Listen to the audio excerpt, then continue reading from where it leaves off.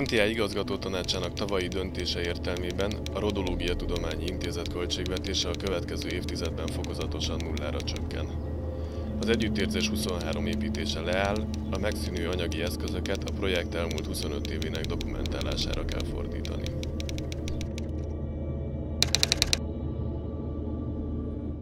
Ha lennének embereim, akkor lenne egy cégem. Akkor lenne egy szervezetem. Akkor lenne egy fizikumom. Nem pedig guppiként üres neonfényű iroda. Ha lennének embereim, akkor ezt az utcát végig. Aztán azokat az utcákat is végig. Aztán az összes utcát a kerületben. Nem pedig guppiként üres neonfényű iroda. Ha lennének embereim, akkor lenne egy titkárnőm. Annak lenne egy akváriuma. Abban lenne egy biológiai egyensúly. És szólnék: etesd meg a guppikat, Gabika.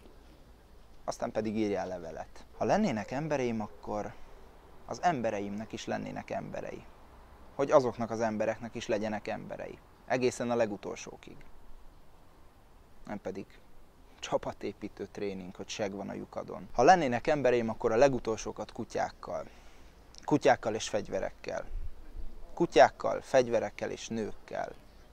Nem pedig cégestól, céges radír, céges karácsony. Ha lennének embereim, akkor választanék. Ha választanék, akkor téged választanálak. Ha téged választanának, születnének gyerekeink.